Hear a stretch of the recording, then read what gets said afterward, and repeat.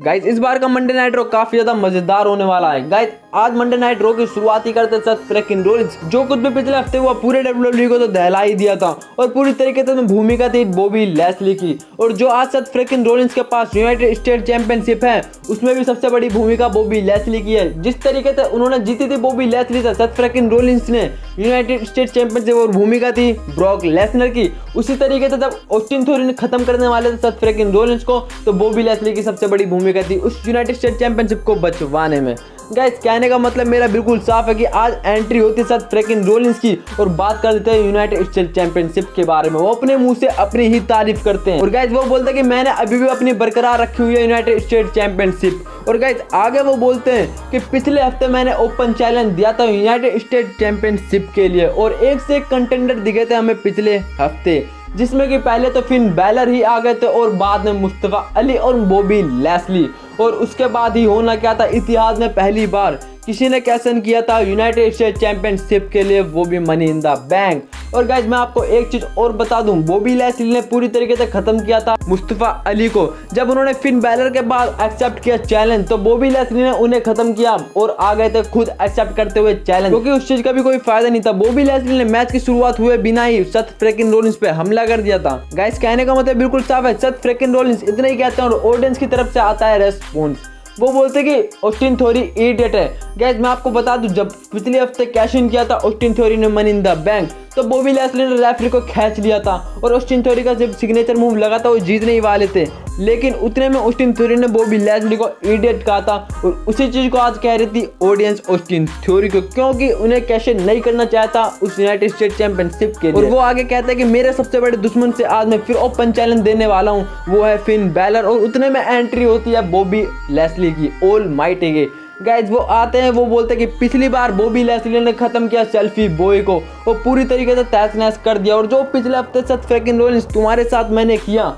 वो बार बार दोहराता रहूंगा जब तक मुझे मेरी यूनाइटेड स्टेट चैंपियनशिप मिल नहीं जाएगी। और सेथ रोलिंस भी कौन सा कम थे, उनकी तरफ से भी मुंह तोड़ जवाब आता है। वो बोलते हैं कि तुम्हें पिछले हफ्ते पूरी तरीके से मौका मिला था पर तुमने मुझे खत्म करना चाहा और उसके पीछे का रीजन यही है कि तुम अपने गुस्से पर कंट्रोल नहीं कर पाए। तुम्हारा ही गुस्सा तुम्हें खत्म कर रहा है क्योंकि ब्रॉक लेसनर ने तुम्हें क्राउन जूल में पूरी तरीके से हरा दिया। और गाइस इतना ही कहते हुए बॉबी लैस्ली को काफी ज्यादा गुस्सा आ जाता है, पूरी तरीके से तहस से जाते हैं बॉबी लैस्ली अंदर से। और फिर होने ही क्या था, एंट्री हो जाती है मुस्तफा अली की।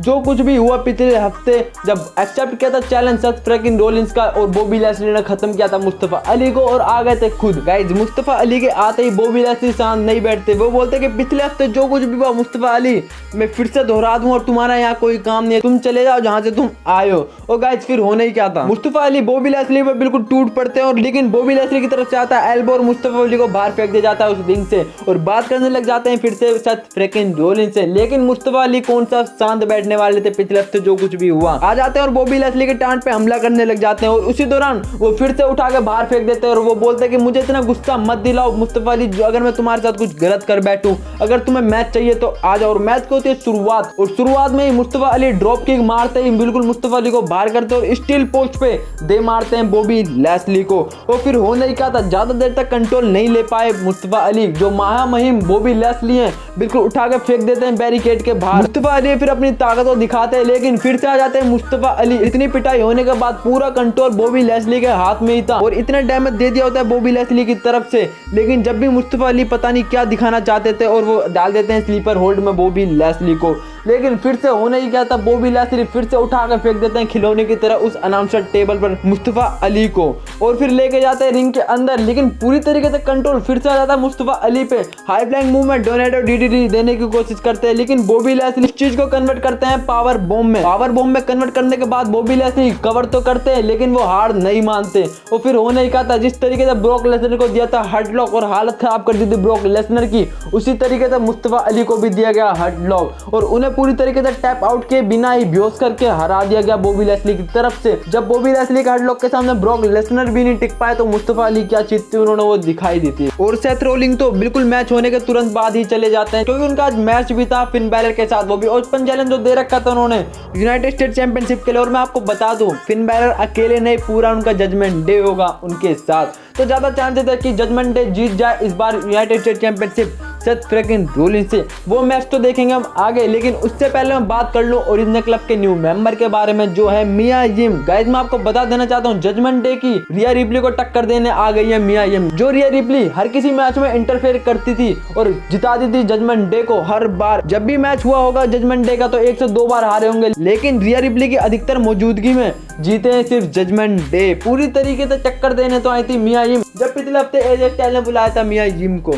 गाइस आज उनका मैच था टमीना के साथ और रिया रिप्ली और डोमिनिक मिस्टीरियो आए थे इस मैच को देखने। खासकर मैं कहूं तो जजमेंट डे की नेता ही आई हुई थी इस बार मैच को देखने, टमीना बनाम मिया यिम। शुरुआत में कहीं ना कहीं माइंड डिस्टर्ब होने की वजह से मिया यिम पे पूरा कंट्रोल लिया जाता है टमीना की तरफ से। बॉडी स्लैम तुरंत ही मिल जाता है मिया यिम को, लेकिन इस चीज का मजा लेते हुए रिया रिप्ली रिंग साइड ही खड़ी थी और फिर से जाती है वो देने हाई फ्लाई मुंह में पावर स्लैम, लेकिन मिया यिम वहां से हट जाती है और पूरी तरीके से अपनी फुर्ती दिखाते हुए उस मैच को जीत जाती है। और उसी दौरान वो ललकारती है रिया रिप्ली को, लेकिन रिया रिप्ली नहीं आती, पूरी तरीके से अपने डर को दिखाते हुए वहां से वो चली जाती है। हाँ मैं आपको एक चीज और बता देना चाहता हूँ, जब टमीना से जीत जाती है मिया यिम तो पूरी तरीके से ऑफर दिया जाता है डैमेज कंट्रोल की तरफ से कि वो डैमेज कंट्रोल में शामिल हो जाए मिया यिम। जिस तरीके से ओरिजिनल क्लब के नेता एजे स्टाइल को प्रेशर बनाया जा रहा था फिन बैलर की टीम में शामिल होने के लिए, लेकिन जो सर्वाइवर सीरीज में मैच है उसके लिए जो मना कर देती है मिया यिम की डैमेज कंट्रोल के साथ वो नहीं होंगी और बियंका ब्लेयर की टीम को वो चुनती है, तो पूरी तरीके से साफ दिखा देती है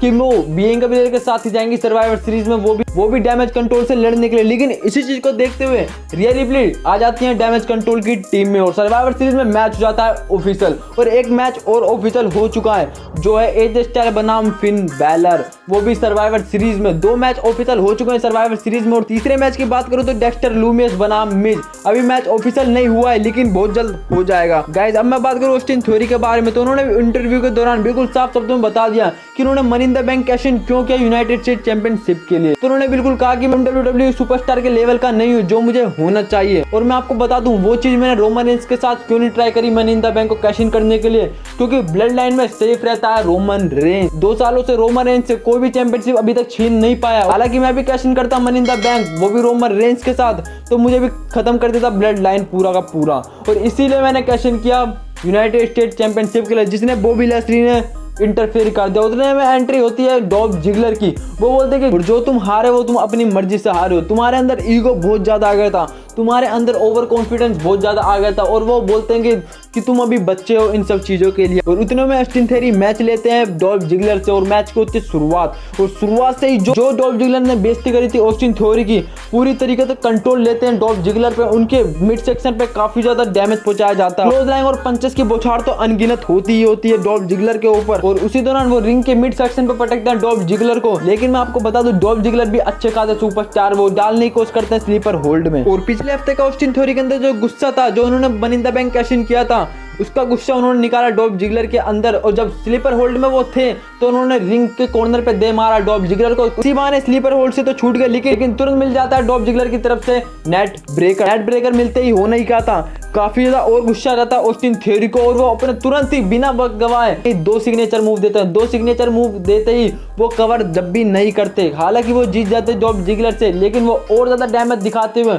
और अपना बॉबी लैस्ली की तरह गुस्सा निकालते हुए लेके जाते हैं रिंग के बाहर, और डॉल्फ जिगलर को बहुत ज्यादा डैमेज देने की कोशिश करते हैं और उनके कंधे पे ज्यादा कंट्रोल करने की कोशिश करते हैं ऑस्टिन थ्योरी। उनके सर पे मारते हैं अनाउंसर टेबल मारने के बाद वो और ज्यादा डैमेज देते हैं। और मैं आपको बता दूं वो बैरिकेड के बाहर फेंकते हैं डॉल्फ जिगलर को और काफी ज्यादा चेयर्स मारते हैं उसी दौरान उनके ऊपर। डॉल्फ जिगलर पूरी तरीके से घायल हो जाते हैं, काफी ज्यादा ऑफिसर्स आ जाते हैं रोकने ऑस्टिन थ्योरी को, लेकिन नहीं मानते। और मैं आपको बता दूं जब फाइट थी जजमेंट डे के फिन बैलर और सेथ फ्रीकिंग रोलिंस, जो भी यूनाइटेड स्टेट चैंपियनशिप के लिए जब भी बहुत बड़ी भूमिका बॉबी लैस्ली की तरह निभाते हैं ऑस्टिन थ्योरी, जो इस बार मंडे नाइट रो पे होने वाला है। गाइस अब मैं बात करूं मिज के बारे में, तो पिछले हफ्ते जॉनी गैरगैनो ने बिल्कुल साफ कर दिया कि मिज ने ही पैसे देके डेक्स्टर लूमियस को अपने पीछे पड़वाया, जिससे कि सभी का फोकस आ सके मिज की तरफ। और मिज जो है सबसे अच्छे बन चुके WWE में। गाइस उसी चीज को लेकर जब पोल खोल दी गई जॉनी गैरगैनो द्वारा, तो आज उसी चीज की माफी मांगने आए थे मिज। और मिज आते ही अपने टीवी शो पे माफी मांगने लग जाते हैं। वो बोलते कि मैंने ही पैसे दिए थे डेक्स्टर लूमियस को ये सब करने के लिए, क्योंकि तुम सब लोग मुझे प्यार ही नहीं करते। मैं हर रोज आता हूँ मंडे नाइट रो पे, आपको एंटरटेनमेंट करता हूँ, लेकिन मुझे किसी ऑडियंस ने प्यार नहीं दिया। और इतना ही कहते हुए बीच में इंटरफेयर करते हैं जो उस चेयर पे शख्स बैठा होता है। वो बोलता है कि इसका मतलब तुमने सच में अपने पीछे पड़वाता है डेक्स्टर लूमियस को, और इतने में मिज उन्हें कुछ भी बोलने से मना कर देते हैं और वो बोलते हैं कि जब से पिछले हफ्ते तक जो कुछ भी हुआ है मैं काफ़ी ज़्यादा डिप्रेशन में हूँ, मुझे बहुत ज़्यादा गुस्सा आ रहा है, मुझे बहुत ज़्यादा बुरा लग रहा है आप लोगों की तरफ से जो मैंने कुछ भी किया। और गाइस इसी चीज़ के लेके वो माफ़ी मांगते हैं और वो बोलते हैं कि अब जो भी कुछ बातें हो गई उन्हें भूल जाना ही सही होगा। और उतने में एंट्री होती है फिर से जॉनी गार्गैनो की।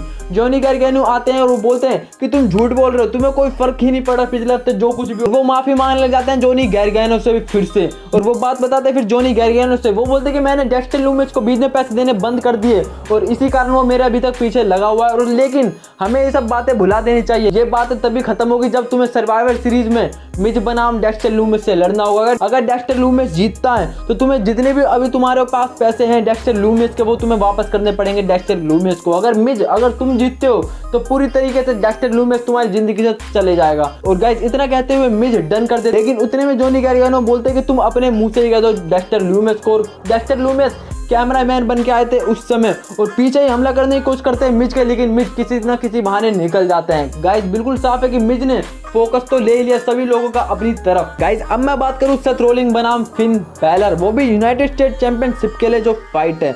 गाइस शुरुआत के मैच के स्टार्ट होने के बाद पूरी तरीके से सेथ रोलिंस अपनी चैंपियनशिप को बचाने के लिए रिंग साइड लेके जाते हैं और फिन बैलर के मिड सेक्शन पे काफी ज्यादा कैपिटलाइज करते हैं और कैपिटलाइज करते हुए लेके जाते हैं रिंग के अंदर और हाई फ्लाइंग मूव में नी स्ट्रैक देते ही कवर करने की कोशिश करते हैं। लेकिन फिन बैलर की तरफ से भी उस यूनाइटेड स्टेट चैंपियनशिप को पाने के लिए वो भी देते हैं नेट ब्रेकर, और सेथ फ्रैकिन रोलिंस जैसे शुरुआत में लेके गए थे बाहर वैसे भी लेके जाते हैं फिन बैलर और ड्रॉप किक देते हैं। सेथ फ्रैकिन रोलिंस का पूरी तरीके से खत्म करते हुए नजर आते हैं और लेके जाते हैं फिन बैलर सेथ रोलिंस के अंदर, लेकिन बीच में एक कंट्रोल ले लेते हैं स्टील पोस्ट पे देके सेथ फ्रैकिन रोलिंस और हाई फ्लाइंग मूव में जाते हैं पूरी तरीके से स्लैम देने, लेकिन फिन बैलर हट जाते हैं और पूरी तरीके से डैमेज आ जाता है सेथ फ्रैकिन रोलिंस पे। गाइस मैं एक चीज और बताऊं, सेथ फ्रैकिन रोलिंस की ये चैंपियनशिप WWE सुपरस्टार को आपस में ही लड़वा रही है, और जिस तरीके से सेथ रोलिंस ने पिछले हफ्ते चैलेंज दिया फिन बैलर आ गए तो ओरिजिनल क्लब भी आ गया और मुस्तफा अली आए तो वो भी लेस्ली भी आ गए और ऑस्टिन थ्योरी को अपना मनी इन द बैंक गंवाना ही पड़ा। तो कहीं ना कहीं ऑस्टिन थ्योरी के अंदर जिस तरीके से डॉल्फ जिगलर के साथ कुछ भी हुआ उसका गुस्सा तो हो गई और मनी इन द बैंक को खोने का भी गुस्सा। लेकिन मैं आपको बता दूं लड़ाई होने के बाद तुरंत दे देते हैं कंट्रोल सेथ फ्रैकिन रोलिंस और वो देते हैं सुप्लेक्स, 2 सुप्लेक्स देते हैं पूरी तरीके से ढेर कर देते हैं फिन बैलर को और उतने में देने जाते हैं स्टॉम्प। लेकिन होना ही क्या था, मैंने आपको पहले ही बताया जजमेंट डे अकेला नहीं होता। फिन बैलर सिर्फ अकेले लड़ रहे थे लेकिन इनडायरेक्टली पूरी तरीके से कंट्रोल था जजमेंट डे का, लेकिन ओरिजिनल क्लब की भी नजर थी पूरी तरीके से फिन बैलर के ऊपर और जजमेंट डे के ऊपर। जैसे इंटरफेयर करने आता है जजमेंट डे उतने में आ जाता है ओरिजिनल क्लब पूरी तरीके से सेथ रोलिंस की मदद करने में। आपको एक वीडियो और बना के दूंगा सेथ फ्रैकिन रोलिंस के बारे में, जिस तरीके से सेथ फ्रैकिन रोलिंस की यूनाइटेड स्टेट चैंपियनशिप ने तहलका मचा दिया है।